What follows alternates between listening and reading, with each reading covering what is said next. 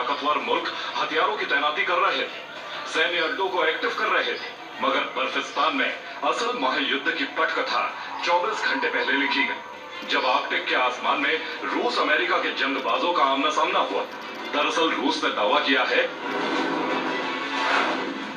कि यूएस के 2 strategic bomber रूस के एयर स्पेस में दाखिल हुए।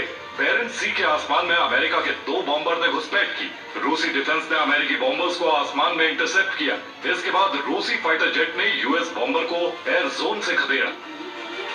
आर्कटिक रीजन में आने वाले बेरिंग सी में अमेरिकी बॉम्बर की दस्तक ने खलबली मचा दी, लेकिन रूस ने भी फौरन पलटवार करते हुए अमेरिकी बम वर्षकों को अपने एयर जोन से भगा दिया।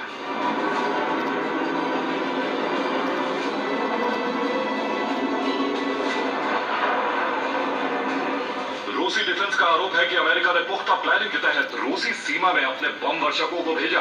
बस फिर क्या, अमेरिका की इस हरकत के बाद पुतिन भड़क उठे और अमेरिका की घुसपैठ वाली साजिश का जवाब देने के लिए बाल्टिक सी में 2 युद्धपोतों की तैनाती कर दी। और जानते हैं, ये दोनों युद्धपोत रूस के नहीं बल्कि चीन के हैं, जो बीते कुछ दिनों से सेंट पीटर्सबर्ग में खड़े थे। इस एक दांव के साथ सीधे तौर पर पुतिन जिनपिंग ने नाटो और अमेरिका को सन्न कर दिया।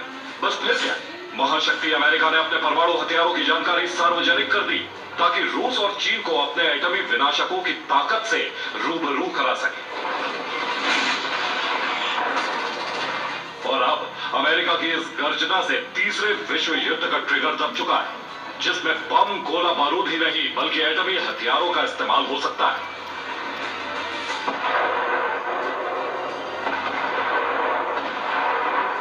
मतलब ये कि जिस बम से महाविनाश होता है, जिस बम से बेहिसाब बर्बादी होती है, जो बम इंसानी वजूद के लिए सबसे बड़ा खतरा है, उसी विनाशक के जरिए किसी भी वक्त महासंग्राम छिड़ सकता है।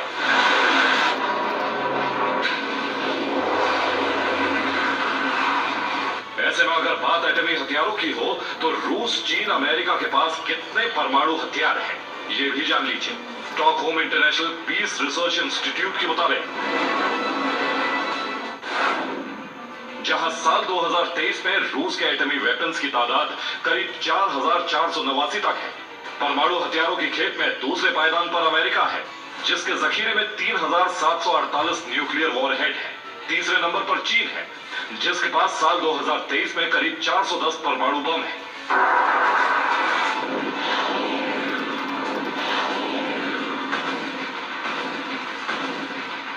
हालांकि अमेरिका के साथ ब्रिटेन, फ्रांस और इजराइल जैसे भी मुल्क हैं, जिसके पास एटमी हथियार है, मगर परमाणु ताकत में रूस और चीन का कोई सानी नहीं है। ऐसे में पुतिन और बाइडेन खेमे में तनाव बढ़ा है, और जंग में परमाणु हथियारों का इस्तेमाल हुआ तो ये दुनिया के लिए महाखतरे का संकेत है। Bureau report.